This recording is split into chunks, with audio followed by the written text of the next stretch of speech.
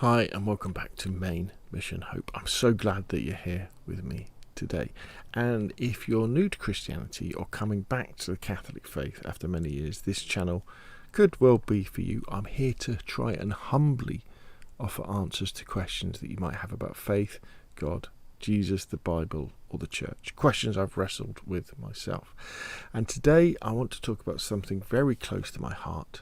How can we build a strong Catholic faith that holds up when life gets hard? Maybe you felt like God has forgotten you, or maybe you've seen suffering, so much suffering, that it's made you wonder why you believe at all. I've been there too, but I believe Christianity offers hope, a way to rise above despair and a path to make our lives and the lives of those around us better. So let's explore how to strengthen that faith together.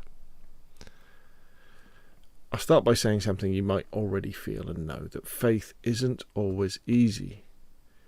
When tough times hit, when it seems like God's gone silent, or when we see someone we love in pain for no reason, it's natural to question everything. I've had moments when I've asked, God, where are you? And I've learned I'm not alone in that. Jesus on the cross cried out, my God, why have you forsaken me? If the Son of God felt like that, then I think it's okay for us to feel like that too. The question is, though, how do I build a faith that can survive those moments? A faith that doesn't just crumble when the storms come. And that's what I want to share with you today. One of the first ways I found to strengthen faith is through prayer. Now, I know this might sound a bit basic, but hear me out. It's like the heartbeat of your relationship with God. And if you're new to this, don't worry about getting perfect, Just like I started with just 5 minutes a day saying the Our Father, or even just talking to God like I'd talk to a friend. Tell him what you're thankful for. Tell him your fears, your doubts, your hopes. Maybe one thing that I do is sit quietly afterwards. Don't expect any big revelations. God and Jesus, they're not a genie that are going to wave their magic wands and change your life, but just letting yourself feel his presence over that time, that prayer habit will grow, and it will grow into something that you can't live without.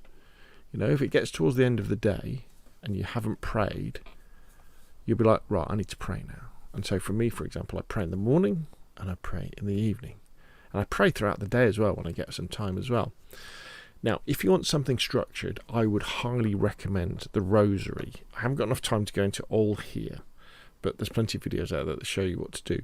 Even if you're a little bit sceptical, even if you think it's for grannies, it's not. It's for men too. I love the Rosary. I think it's a way to reflect on Jesus' life while asking Mary to pray for me. It's not complicated. There's loads of guides online if you're curious.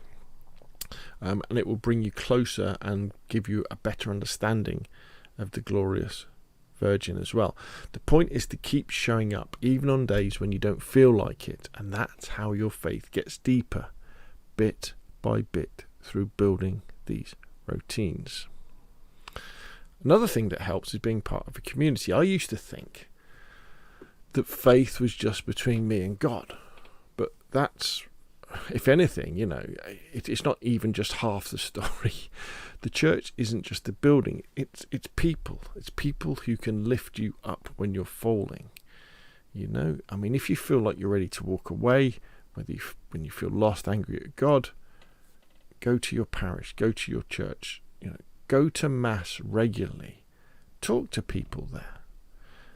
Even if you can't talk about the problems you're having, just that human contact on a regular basis with friendly faces will make a massive difference. Join one of the groups. This won't fix everything, but again, it's all about reminding you you're not alone. And maybe if you haven't found a parish yet, definitely go looking for one. People are friendly and it is a game changer.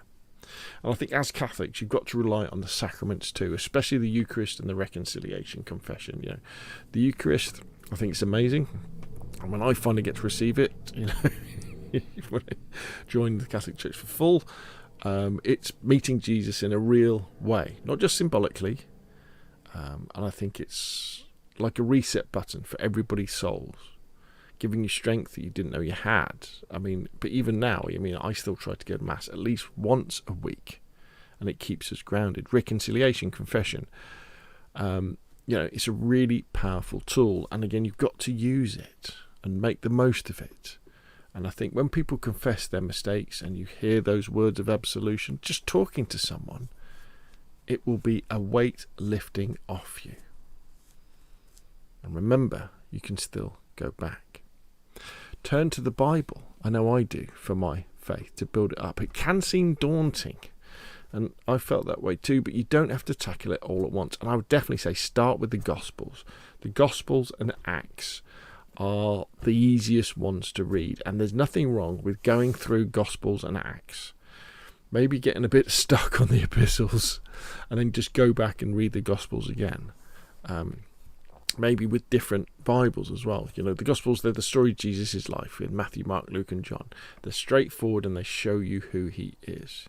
The Psalms are good as well. The Old Testament can be a little bit difficult to get through once you've got through Genesis and Exodus. But persevere a few pages a day, or even using a podcast. There's loads of podcasts out there that are like a Bible in a year that you can listen to, and they will definitely help.